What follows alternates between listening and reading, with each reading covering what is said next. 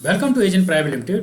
Previous class में हमने math instruction group के एडिशन और सब्ट्रैक्शन दो इंस्ट्रक्शन डिस्कस किए थे।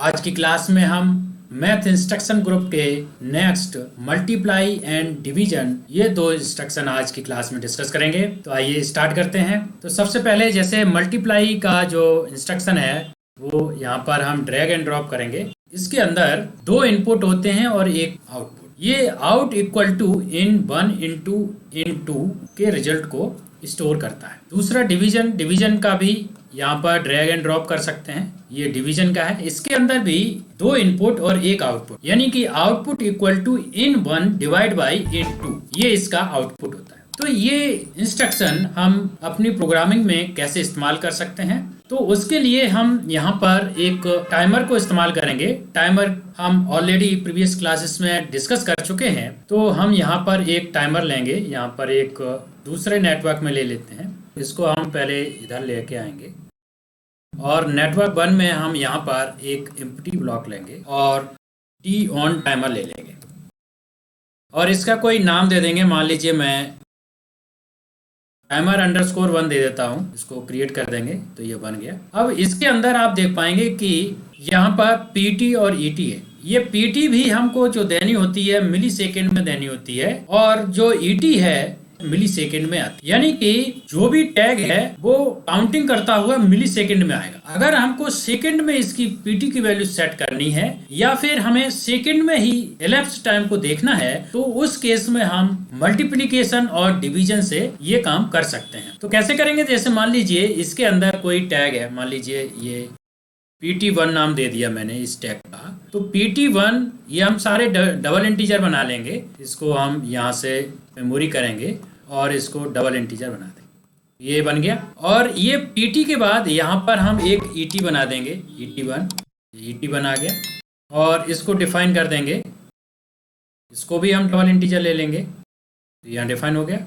उसके बाद ये PT जो है ये मिली सेकेंड में होगी और ये ET भी मिली सेकेंड में होगी। अगर हमको PT सेकेंड में डालना है तो हमको जो वैल्यू हम डाल रहे हैं उसके अंदर 1000 का मल्टीप्लिकेशन होना चाहिए। तो मैं यहाँ पर एक दूसरा टैग बना देंगे PT2। ये PT2 हो गया। ये PT2 की वैल्यू 1000 से मल्टीप्लाई होगी। 1000 से मल्टीप्लाई होकर के आउट में जो टैग यहाँ पर PT1 वाला है यही डाल देंगे, PT1। और ये इसको डिफाइन कर देते हैं PT2 को।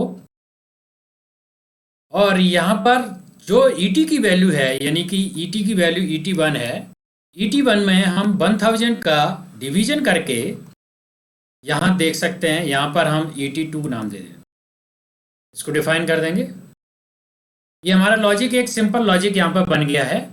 क्या है, जैसे इस टाइमर की प्रीसेट वैल्यू हमको सेकंड में डालनी है तो हम PT2 की वैल्यू हम सेकंड में डालेंगे। ये ऑटोमेटिक 1000 से मल्टीप्लाई होकर के टाइमर की PT में चली जाएगी, क्योंकि हमने PT1 टैग यहाँ पर कनेक्ट कर रखा। वहीं जो ET1 की वैल्यू आएगी मिली सेकेंड में, उसको हम 1000 से डिवाइड करके ET2 में शो कर लेंगे, यानी ET2 में हमारी सेकेंड में चलती हुई वैल्यू दिखाई देगी। अब इस दोनों वैल्यू को, यानी कि PT2 को और ET2 को हम अपने स्काडा पर शो कर सकते हैं, यानी कि PT2 की वैल्यू हम यहाँ सेकंड में डालेंगे तो यहाँ पर मिली सेकंड में कन्वर्ट होके इस टाइमर के अंदर सेट हो जाएगी। और वहीं जो यहाँ पर मिली सेकंड में चलता हुआ elapsed टाइम है वो दिखाएगा, उसको ये डिवाइड करके ET2 में, यानी कि हमको स्काडा पर सेकंड में टाइम चलता हुआ दिखाई देगा।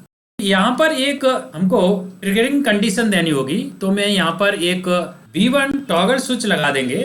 तो B1 टॉगल स्विच को जैसे ही हम ऑन करेंगे तो ये टाइमर चलना स्टार्ट होगा। एक बार इसको आप डाउनलोड कर लेते हैं। ये लॉजिक डाउनलोड हो गया। एक बार मॉनिटर ऑन करेंगे। अब अभी के केस में यहाँ पर 0 पड़ा हुआ है। मैं यहाँ पर मान लीजिए यहाँ पर 50 डाल देता हूँ तो ये 1000 से गुणा होकर के इसके अंदर जाएगा।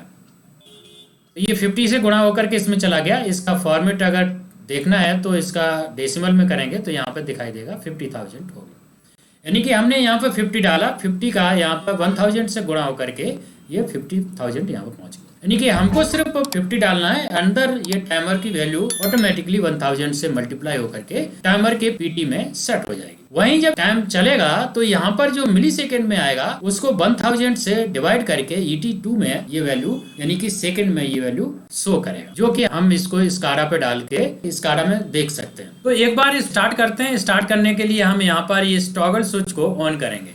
जैसे मैंने टॉगल स्विच को ऑन किया, आप देख पाएंगे यहाँ ये जो वैल्यू है, ये इसकी जो वैल्यू है इसका फॉर्मेट चेंज कर सकते हैं। इसका फॉर्मेट डेसिमल में करते हैं तो आपको दिखाई देगा। यहाँ पर ये 15,000 समथिंग चल रहा है, यहाँ पर ये डिवाइड करके सेकंड में दिखा रहा है, यानी कि 21, 22, 23, 24, 25, 26, 27, 28 इस तरह की ये संख्या दिखा रहा है, यानी कि ये सेकंड में दिखा रहा है। तो ऐसे केस में जहां हमको किसी टाइमर की वैल्यू को सेकंड में भेजना है या फिर सेकंड की बजाय हम मिनट में भी देना है, तो हम उसके अकॉर्डिंग इसको मल्टीप्लाई करके भेज सकते हैं। या फिर हमें इसकी वैल्यू को सेकंड में देखना है या मिनट में देखना है, तो हम डिवीजन करके ET की वैल्यू को देख सकते हैं। तो ऐसे केस में हम इसका यूज कर सकते हैं। तो आज की क्लास में हमने मैथ इंस्ट्रक्शन ग्रुप के मल्टीप्लीकेशन एंड डिवीजन 2 इंस्ट्रक्शन को डिस्कस किया। तो इस क्लास में बस इतना ही।